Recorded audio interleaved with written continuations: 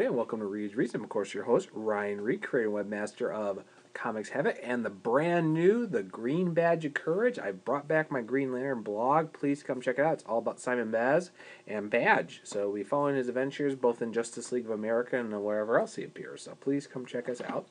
So I thought, getting together with my reviews today, I would fall into the world of my two books to review, of course, Uncanny Avengers number 8, and of course, Justice League of America number 3. So let me get in my John Acuna sense. There we go. I feel like I'm part of Uncanny Avengers already. All right.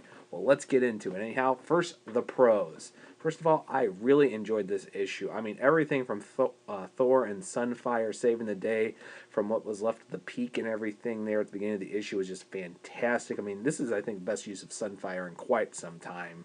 And I'm just really happy to finally see him cut loose. And really, everybody gets some really good spotlight. I actually enjoyed the Captain America moments, especially after he gets done through the crowd and everything and ends up finding the message for King the Conqueror waiting for him, which I think is a really kind of cool twist, that King's actually got a bigger agenda here with the Apocalypse Twins. And speaking of which, I think it's really kind of cool how they basically acknowledge that the twins, of course, are Archangel's children, even though Archangel is officially gone after the events of Uncanny X-Force there, but from the Dark Angel saga.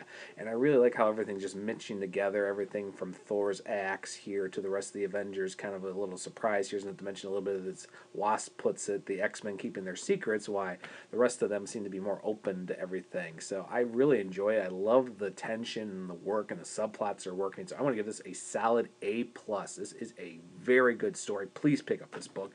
I can't wait for the Age of Ultron, Age of Ultron tie-in, which actually gives the full raising origins of the Apocalypse Twins here as they get caught in that timeline. And I think the way the issue ended was actually a nice little way to segue into that story.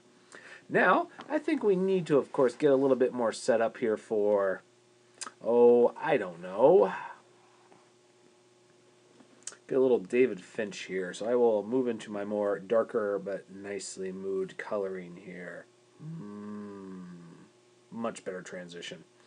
So anyhow, let's talk about Justice League of America number 3 here. Well, unfortunately, the book is a couple weeks late, and we all know David Finch is moving on after the story arc's over because Doug Mankey will be taking over, which makes me really happy, especially after all his work here being in Justice League of America.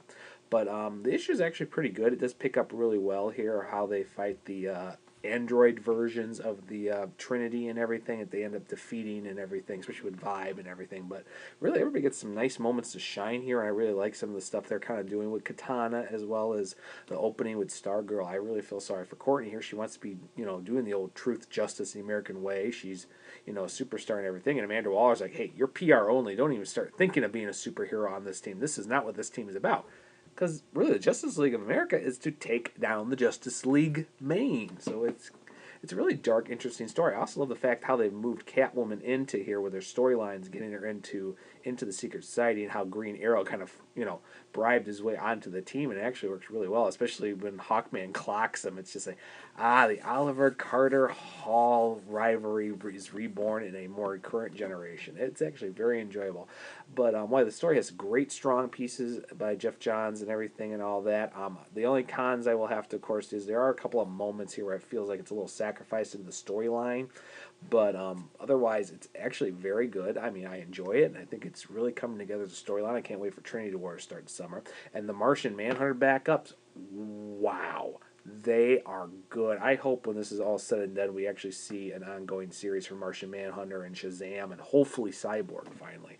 But I think the storyline really worked well. And also flushing out a lot of Catwoman's current New 52 origin, as well as her storylines in Batman. I mean, I would not object if Jeff Johns ever got to write Catwoman, the main series, for a year or two, because he really got a good handle on Selena Top. But I'll give the issue a solid A-. It's got some great moments. It's just a little flack, and like I said, David Finch's art, while enjoyable in some areas, is kind of little in others. But otherwise, a very good issue.